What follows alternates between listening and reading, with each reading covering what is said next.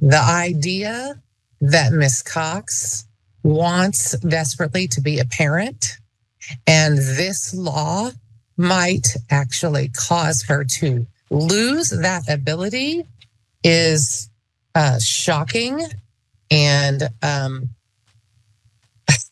would be a genuine miscarriage of justice.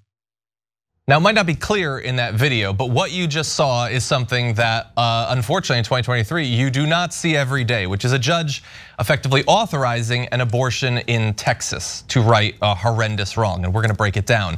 That's Travis County District Judge Gamble, an elected Democrat, who said just yesterday that she would grant a temporary restraining order that would allow Cox, that's the woman in this particular case, to have an abortion under the narrow exceptions to the state's ban. This is Kate Cox, a 31-year-old mother of 2 from the Dallas area, who asked the nonprofit Center for Reproductive Rights for legal help in obtaining an emergency abortion in Texas after she learned last week that her fetus had trisomy 18, also called Edwards syndrome. The genetic condition is one that, quote, cannot sustain life. And the doctor for Kate Cox said that carrying the pregnancy to term could jeopardize her health and future fertility, including uterine rupture and a possible need for hysterectomy. Now, as a result of that, getting this narrow exception, which as I said is rare, but the law was crafted so that in theory, there would be exceptions. You're often told that, aren't you? When they pass these laws, oh, we're not barbaric, there are exceptions. But are there in practice? Can you actually get them? Are the doctors not so terrified of being prosecuted that they will avoid actually working with you for them? Will the judges actually allow you to get them in individual adjudications? And if you even get them, will you be hounded for the rest of your life legally? Because in this particular case, that's what's coming up. We found out about that exception being granted yesterday. Well, today the threats are coming with the Attorney General for Texas, Ken Paxton, threatening legal action if the abortion actually takes place. He sent a letter to the hospitals involved with Cox's care and said that the doctor did not meet, quote, all of the elements necessary to fall within an exception of Texas's abortion laws. And by the way, that the judge was not medically qualified to make this determination. The judge is not medically qualified. Ken Paxton presumably is, a bunch of other Republican men in Texas apparently are. And this is a demonstration, if you needed it, for what those exceptions are actually worth.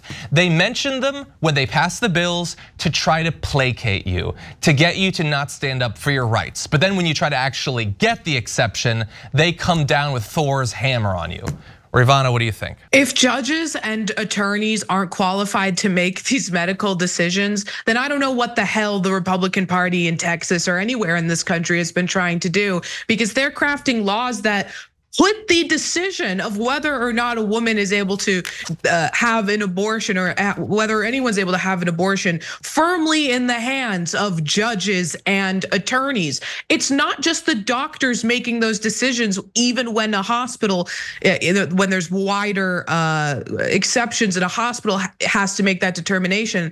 The doctors are consulting and debating with the hospital's lawyers to determine if what is going on qualifies that individual to fall within the exception for abortion. But I just have to say, I never, ever want to hear a Republican tell me ever again that these anti-abortion laws are about protecting life. What life is being protected in this case? What life is being protected when Ken Paxton is threatening to impose like criminal penalties on these doctors for saving this woman's ability to have children in the future? There is no life at risk here, even if you believe, which I don't, but even if you believe that a fetus is a person and is a life, this is not that. This fetus literally will never be able to live as a person outside the womb. And if you force this woman to carry this unviable fetus to term, you're saying that you're willing to allow her to sacrifice her ability to have children. No life is being protected here. Yep. A potential future life is being taken away because of these regressive, fascistic restrictions on people's bodily autonomy. That's all this is. It's about controlling women. I don't see how you can honestly look at this in any type of way like you don't realize the damage that can be done. I can't personally imagine what it would be like to carry an unviable fetus all the way to term. I mean, like that just seems like something that's unbearably traumatic. And even if you want to make the argument that stuff like this doesn't happen a lot, it still happens. You know, this one case is something that's going to be amplified because it happens. But more importantly, this right here, this particular issue is why Republicans have been losing, and it's why they're going to keep losing, especially when you're talking about elections that aren't the presidency, because this is something that doesn't go away. It's not just that Roe was reversed, but these politicians are determined to pass these 6-week bans or anything similar that Republican constituents don't want, because it's extreme and it's crazy. And so they're going to keep losing. People are going to keep showing up at the ballot box to vote in favor of women's rights. That's not going to change. Women aren't going to wake up, and men for that matter, because it's not as if women are the only, I mean, women are more physically impacted by this, of course, but the whole country, men and women, children, families are impacted by this. People aren't going to wake up one day and forget about this. This isn't just going to go away. I continue to say the reversal of Roe v. Wade, in my opinion, is one of the worst political decisions in modern times. It was unnecessary, and they're losing because of it. And they're going to keep losing because of it, because it's evil. 100%. Yeah. Some of them seem to get that. Others are doubling down, have at it. It's horrendous. We're like, you know, I guess most people, I'm certainly sick of making the Handmaid's Tale comparison. At some point, you don't need to do that anymore. We're that situation. You don't need to go to sci-fi. You just need to look at the fact that this horrendous situation that's happening to Kate Cox has happened to multiple people who can get pregnant in Texas specifically already. There are other cases for this sort of thing.